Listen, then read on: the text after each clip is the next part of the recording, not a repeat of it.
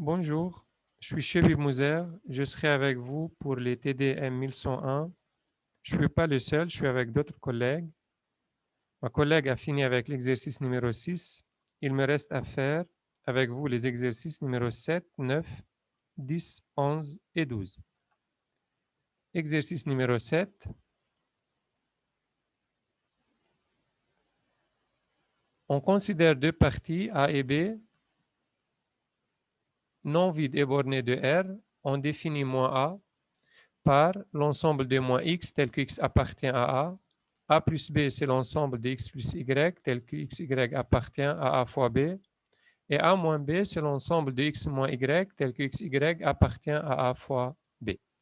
Montrez que partie A, sup de moins A est égal moins inf de A et inf de moins A est égal moins sup de A.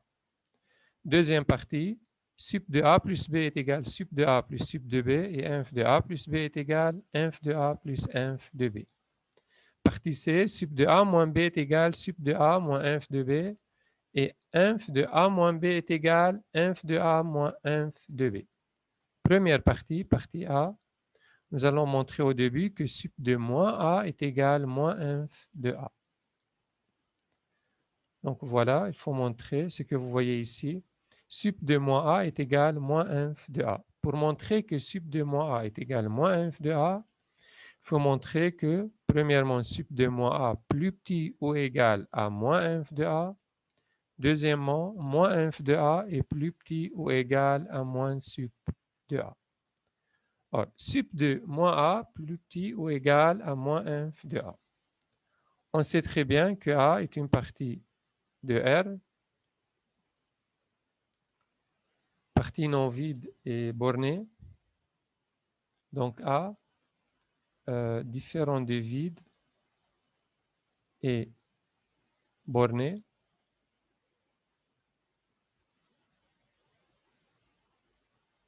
Bon, A différent de vide, c'est-à-dire A ayant au moins un élément, d'accord? Borné, c'est-à-dire quoi? Il existe deux réels, M1 et M2, tels que pour tout x dans A, x entre M1 et M2. Tel que M1 est un majorant, pardon, M1 est un minorant, M2 est un majorant. Ceci implique sup de A est existe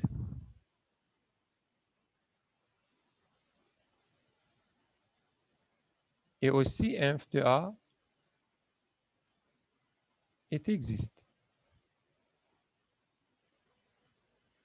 Donc, pour tout x dans A, x, ça sera entre inf de A, ce qu'on va appeler petit m, et sup de A, c'est ce qu'on va appeler grand M. Je multiplie par moins 1. Qu'est-ce qu'on obtient? On obtient moins grand M, le moins sup de A, est plus petit ou égal à moins x, plus petit ou égal à moins petit m, ce qu'on a appelé le moins infiniment inf de A. Donc, et ça, c'est pour tout moins x appartient à moins A. Donc, pour tout moins x appartient à moins A, moins x entre moins sup de A et moins inf de A. Ceci implique que moins A est borné. C'est-à-dire, sup de moins A existe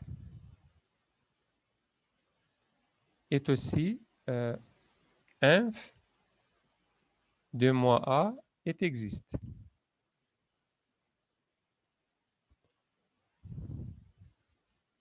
Donc,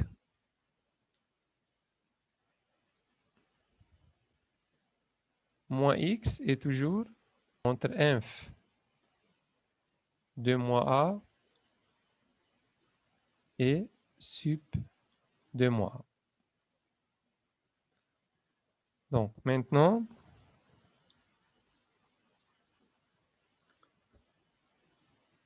regardez bien.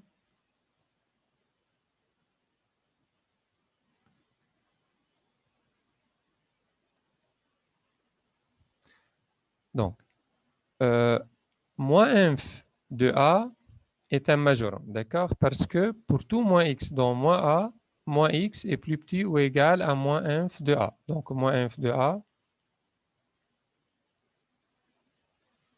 moins inf de A est un majorant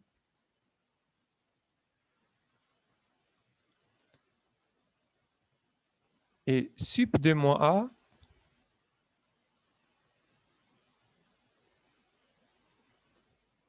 est le plus petit majorant. Ceci implique sup de moins A est plus petit ou égal à moins inf de A. Donc, c'est bon pour la première partie. Maintenant, on va montrer que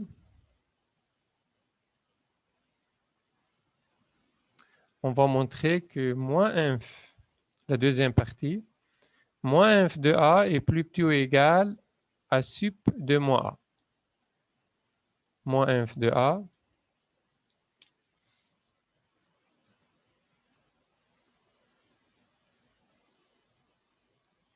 est plus petit ou égal à sup de moins A.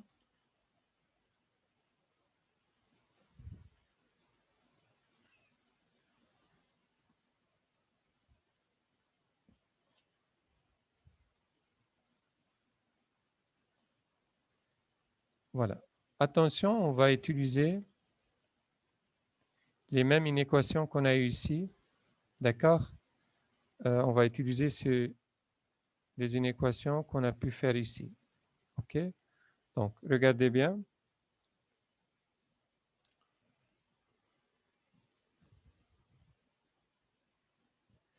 On a ici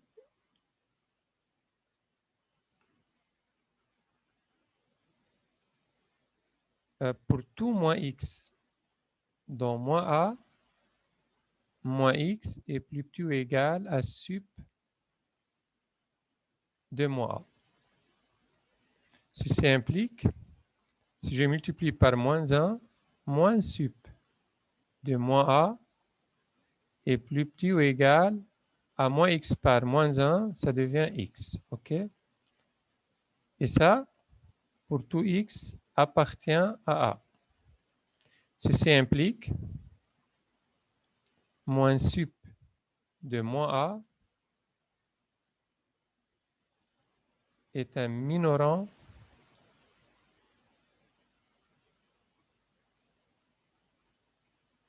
de A. Pourtant, m égale inf de A est le plus grand minorant.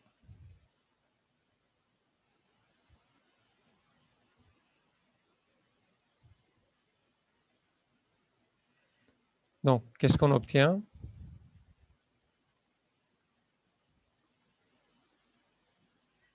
On obtient moins sup de moins A est plus petit ou égal à inf de A. Parce que le moins sup de moins A est un minorant, d'accord? C'est un minorant et ça, c'est le plus grand minorant. Je multiplie par moins 1, ceci implique moins inf de A est plus petit ou égal à moins sup de moins A, ceci implique que moins inf de A est plus petit ou égal à sup de moins. Donc voilà pour la première partie. Deuxième partie de A, montrer que inf de moins A égale moins sup de A. Pour montrer que inf de moins A égale moins sup de A, il faut montrer que inf de moins A est plus petit ou égal à moins sup de A et moins sup de A est plus petit ou égal à inf de moins A. Bon, première partie, inf de moins A est plus petit ou égal à moins sup de A. Bon, comme on a fait déjà, vous avez vu que A est borné, donc on ne va pas répéter à chaque fois, d'accord? Donc pour tout x dans A, on sait que x entre inf de A et sup de A. Grand M et petit m. OK? Je multiplie par moins 1. Qu'est-ce qu'on obtient? Moins sup de A est plus petit ou égal moins x plus petit ou égal moins inf de A. Bon, on a vu aussi que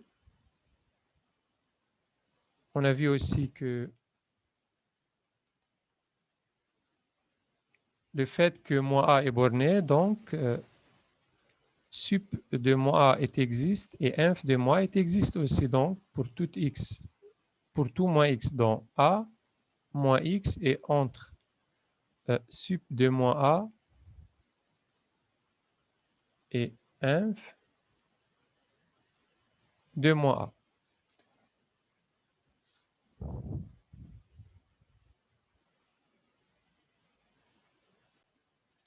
Maintenant, regardez bien, inf de moins A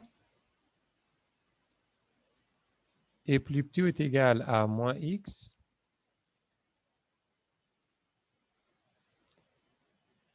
Donc, inf de moins A est plus petit ou est égal à moins x. Ceci implique, si je multiplie par moins 1, ceci implique que x est plus petit ou égal à moins inf de moins A.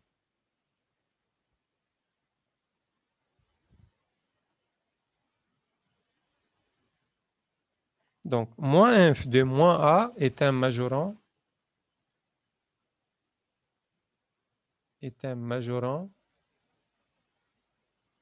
car ça est vrai pour tout x appartient à A.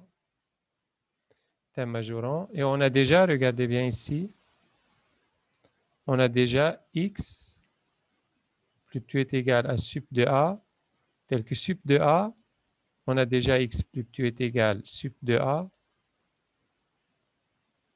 Sup de A est le plus petit majorant.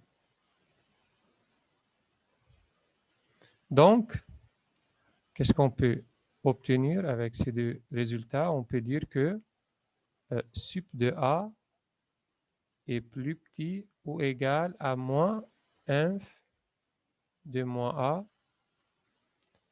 Je multiplie par moins 1. Ceci implique inf de moins A est plus petit ou égal à moins sup de A. Voilà la première partie. Il nous reste à faire, il nous reste à montrer que moins sup de A est plus petit ou est égal à moins inf de A. Donc, la deuxième partie, moins sup de A est plus petit ou égal à inf de moins A.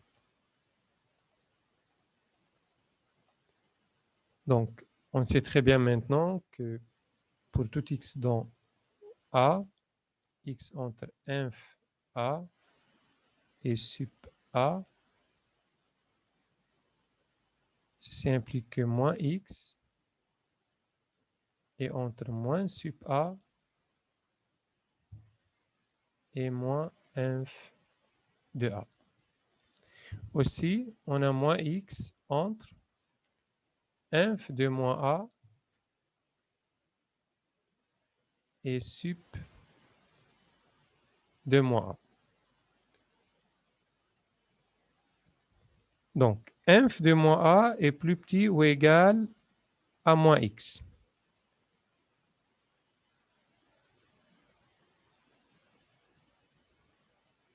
Donc, inf de moins a et plus petit est égal à moins x. Regardez bien aussi, moins sup de a et plus petit est égal à moins x. Ceci implique moins sup de a est un minorant. Le fait que moins sup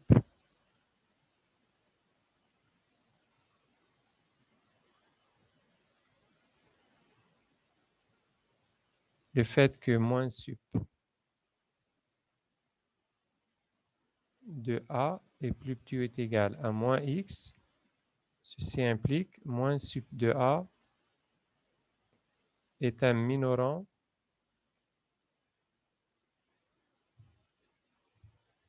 et c'est le plus petit, pardon, c'est le plus grand, c'est le plus grand minorant.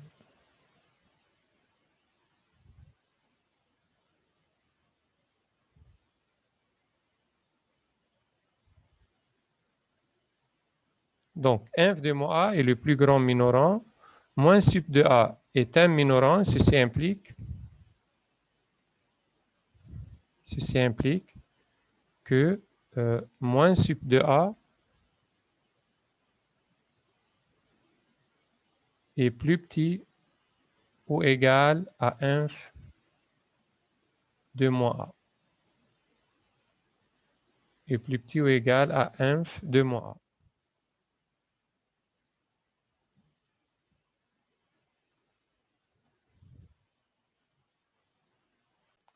Donc, voilà la deuxième partie. La deuxième partie, c'est bon. Donc, maintenant, on peut dire que, d'après première et deuxième partie, inf de moins a est égal, inf de moins a était, pardon, inf de a, on peut dire que inf de moins a est égal moins sup de a.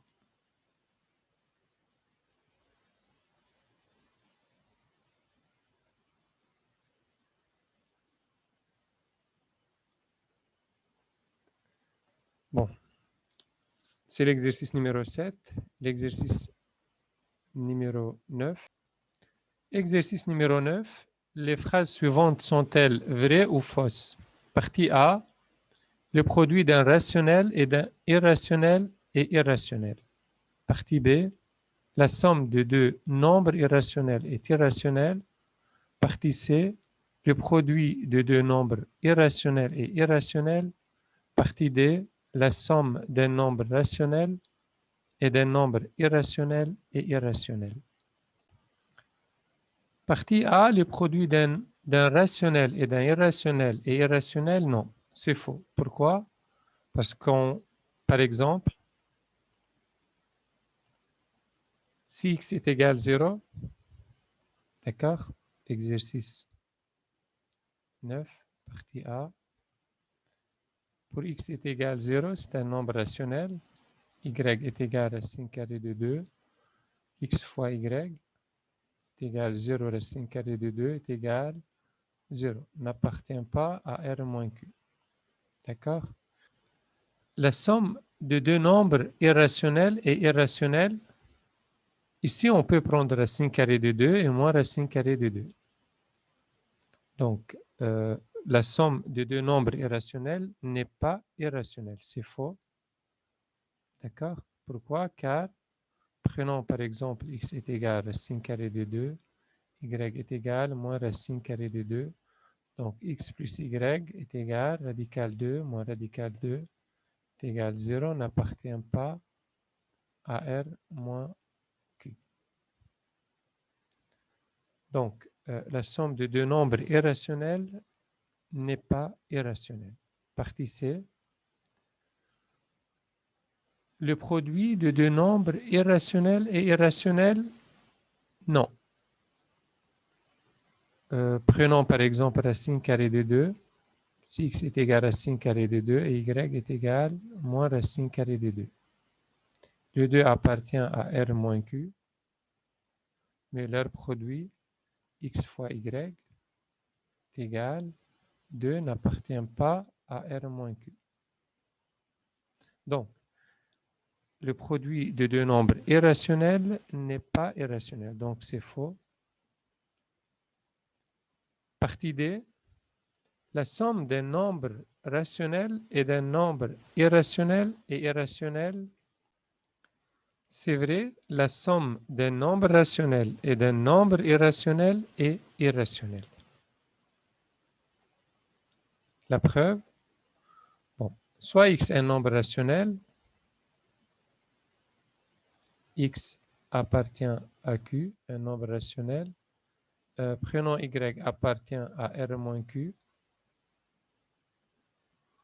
c'est un nombre irrationnel, x plus y appartient à r moins q. Car sinon, raisonnons par l'absurde, sinon, c'est-à-dire si x plus y appartient à q est un nombre rationnel, là, on peut écrire y sous forme x plus y moins x. X plus y moins x, celui-là dans q, celui-là aussi dans q. Donc leur addition est appartient à q. D'accord? Donc, regardez bien.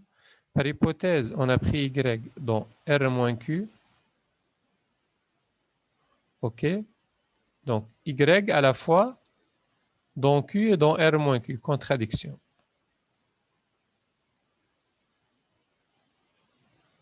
Donc, x plus y est appartient à r moins q. Donc, c'est vrai. La somme d'un nombre rationnel et d'un nombre irrationnel est un nombre irrationnel. Exercice numéro 10. On donne xy dans q tel que x plus grand strict de 0, y plus grand strict de 0. Et racine carrée de x n'appartient pas à q. Montrez que racine carrée de x plus racine carrée de y est un nombre irrationnel, c'est-à-dire appartient à r moins q. Donc, voilà. Donc, x et y,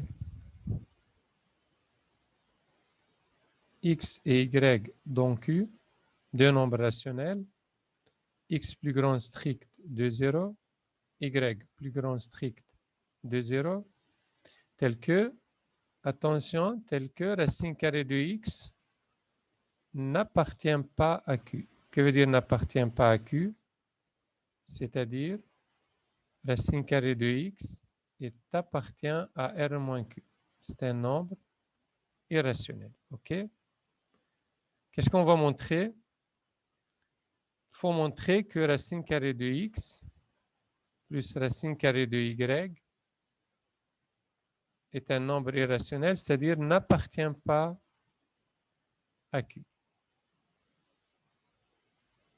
Bon, la preuve, c'est par absurde, d'accord? Par absurde. Que veut dire par absurde? C'est-à-dire, supposons que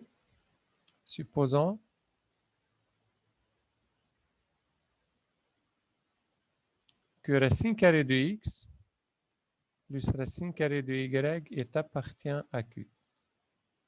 Okay? Supposons que racine carrée de x plus racine carrée de y appartient à q. Qu'est-ce qu'on peut faire ici? Donc, racine carrée de x moins racine carrée de y est égal racine carrée de x moins racine carrée de y égale racine carrée de x moins racine carrée de y. Je multiplie le numérateur et le dénominateur par racine carrée de x plus racine carrée de y sur racine carrée de x plus racine carrée de y. Qu'est-ce qu'on obtient? A moins b facteur a plus b pour le numérateur. Donc, racine carrée de x au carré moins racine carrée de y au carré divisé par racine carrée de x plus racine carrée de y. Donc, est égal x moins y divisé par racine carrée de x plus racine carrée de y. Maintenant, regardez bien, le numérateur appartient à q, d'accord? Le numérateur, celui-là, appartient à q, est aussi, le dénominateur appartient à q. Donc, n'oublie pas qu'un nombre dans q s'écrit sous forme n sur d, tel que n dans z et d dans z étoile, d'accord? Donc, si vous voulez partir plus loin que ça, on peut écrire égal n1 sur d1 divisé par n2 sur d2, ok? Donc, est égal, si vous voulez, est égal combien? Est égal n1 sur d2, donc est égal n1 d2 divisé par n2 d1, ok?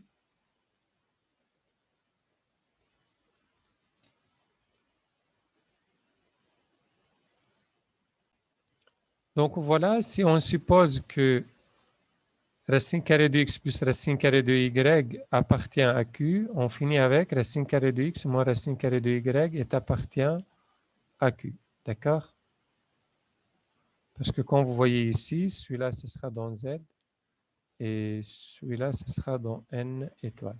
Bon, pourquoi dans n étoile? Et bon, tous les deux dans z étoile et n étoile, parce que par hypothèse, x plus grand strict de 0 et y plus grand strict de 0. OK, donc, appartient à Q. Maintenant, bon, on sait très bien que l'addition de deux nombres rationnels est un nombre irrationnel. Donc, si on additionne racine carrée de x plus racine carrée de y plus racine carrée de x moins racine carrée de y, qu'est-ce qu'on obtient? On obtient 2 racines carrées de x. Si je divise par 2, avant et après, d'accord, qu'est-ce qu'on obtient ici? Racine carrée de x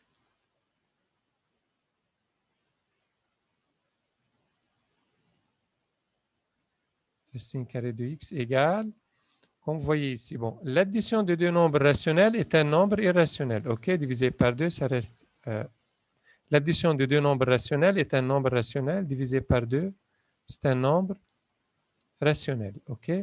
Donc, racine carrée de x appartient à q, contradiction, pourquoi? Car on a vu déjà, par hypothèse, car racine carrée de x, par hypothèse, n'appartient pas à q. OK? Ceci implique que racine carrée de x plus racine carrée de y est un nombre irrationnel. Voilà pour l'exercice numéro 10. Exercice numéro 11. Soit E, c'est l'ensemble des x dans Q, tel que x plus grand strict de racine carrée de 2. Montrez que inf E est égal à racine carrée de 2. Donc, ça se voit que l'ensemble E est minoré parce que pour tout x appartient à E, x plus grand de racine carrée de 2. Maintenant, nous allons montrer que inf E est égal à racine carrée de 2. Donc, E, c'est l'ensemble de x dans Q tel que x plus grand, tel que x plus grand de racine carrée de 2. Qu'est-ce qu'on doit montrer? Montrer que inf E égale racine carrée de 2.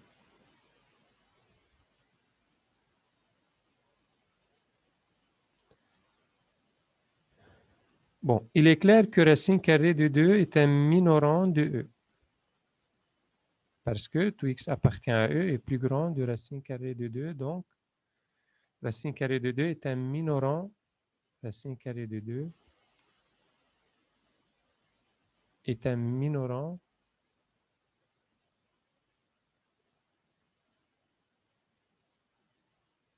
de E.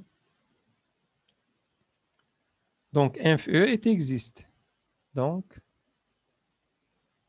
inf E existe. Et plus grand ou égal à racine carrée de 2. Inf E est plus grand ou égal à racine carrée de 2.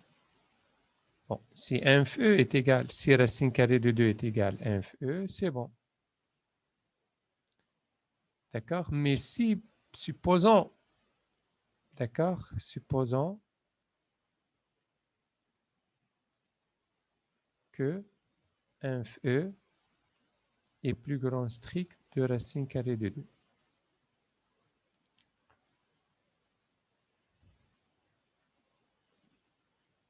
Bon, on sait très bien, racine carrée de 2, plus petit de inf E, en fait, ces deux nombres réels, n'est-ce pas, appartient à R, appartient à R.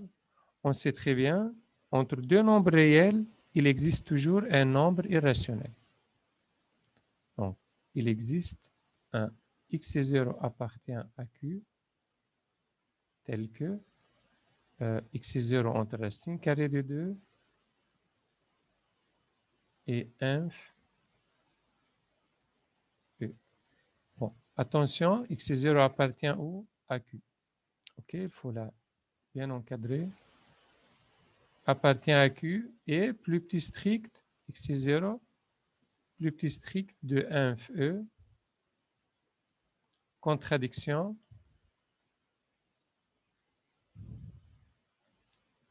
Pourquoi? Parce qu'elle est plus grande de racine carrée de 2. Bon, j'appelle 1 et 2, d'accord? Partie 1. Le fait que racine carrée de 2 plus petit strict de x est 0, ceci implique x est 0 appartient à E. OK? Le fait que racine carrée plus petit strict de x est 0, alors x est 0 appartient à E. Et le fait que x est 0 plus petit de inf E, contradiction. Car inf E est plus petit ou égal à tous les x qui sont dans l'ensemble E. Donc, qu'est-ce qu'on peut dire à la fin? Donc, inf E égale racine carrée de 2. Voilà pour l'exercice numéro 11. Il reste à faire l'exercice numéro 12.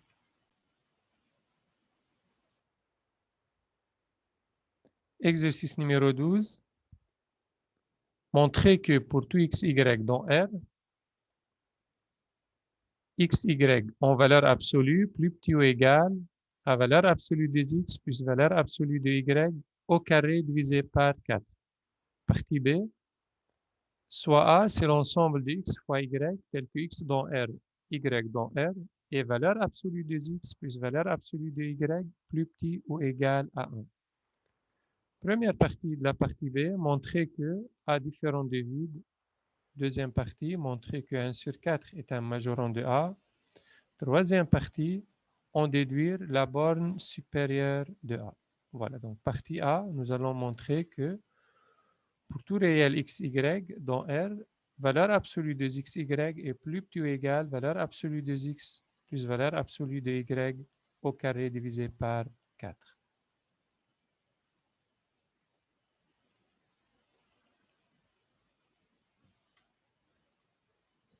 Donc, pour tout x, y, dans R, qu'est-ce qu'il faut montrer? Nous allons montrer que valeur absolue de x, y est plus petit ou égal valeur absolue de x plus valeur absolue de y au carré divisé par 4. En fait, on sait très bien que pour tout réel xy, pour tout xy dans R, bon, c'est mieux d'écrire xy entre parenthèses dans R2. On a valeur absolue de x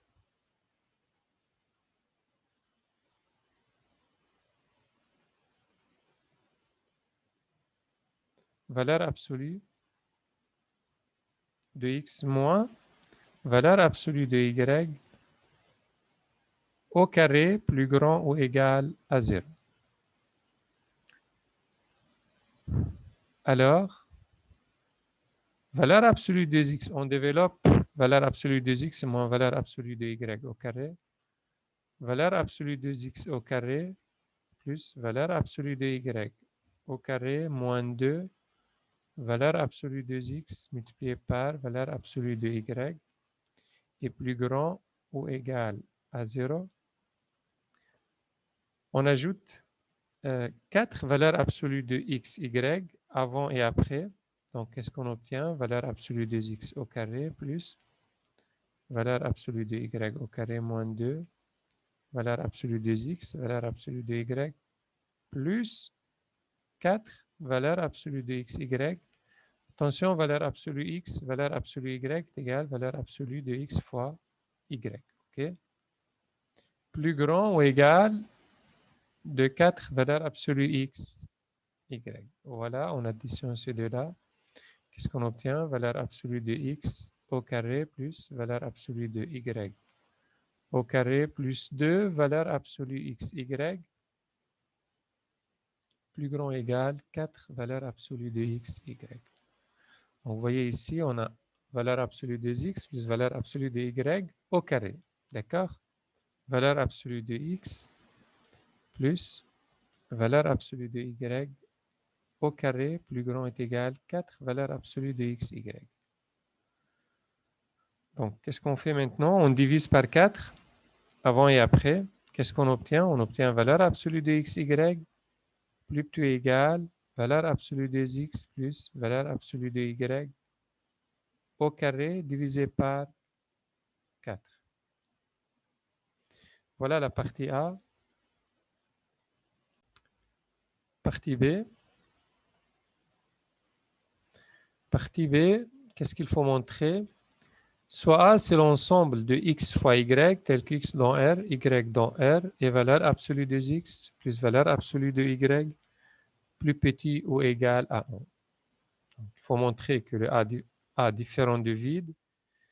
Deuxièmement, il faut montrer que 1 sur 4 est un majorant de A. Troisièmement, on déduire la borne supérieure de A. Donc, partie B.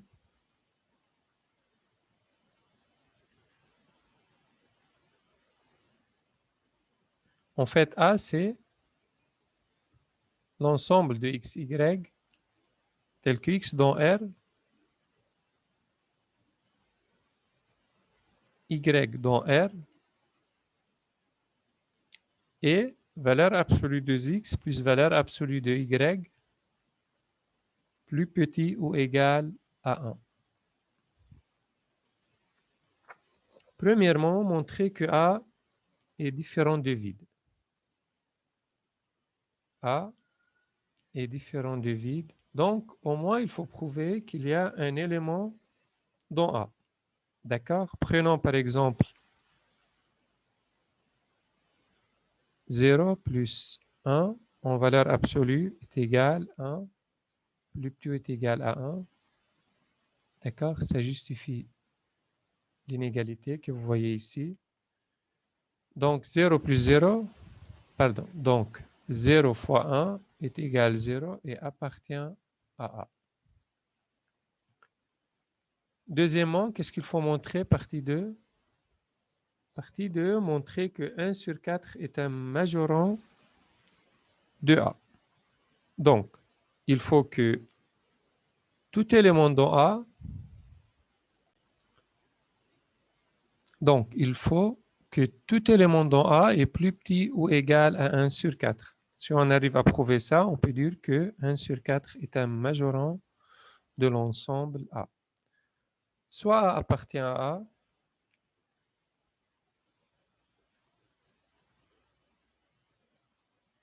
absolument, il existe x, y, alors il existe x et y dans R2 tel que A égale x fois y.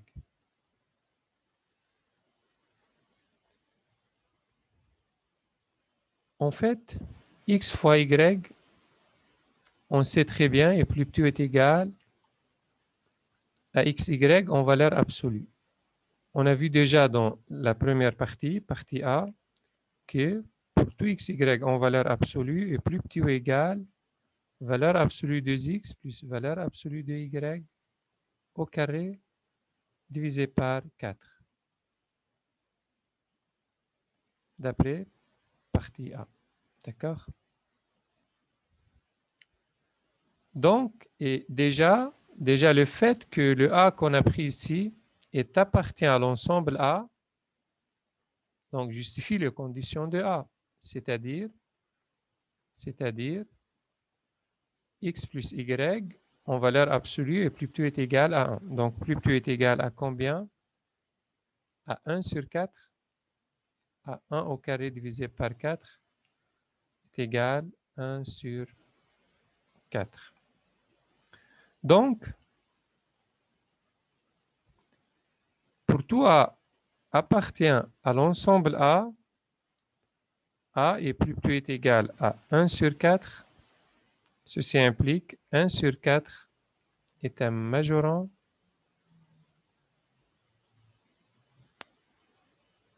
de l'ensemble A.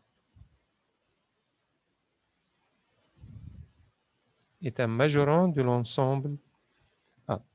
Troisième partie.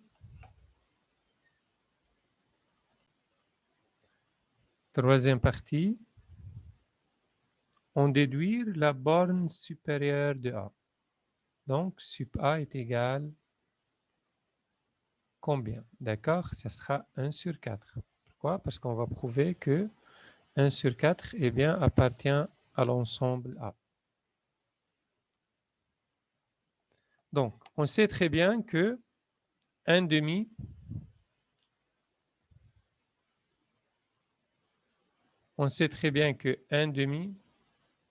plus 1 demi en valeur absolue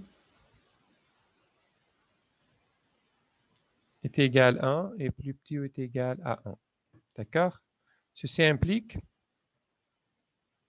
1 demi facteur 1 demi est égal à 1 sur 4 et appartient à A.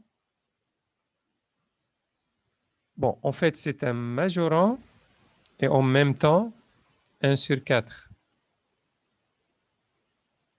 est un majorant de A, tel que A différent de vide.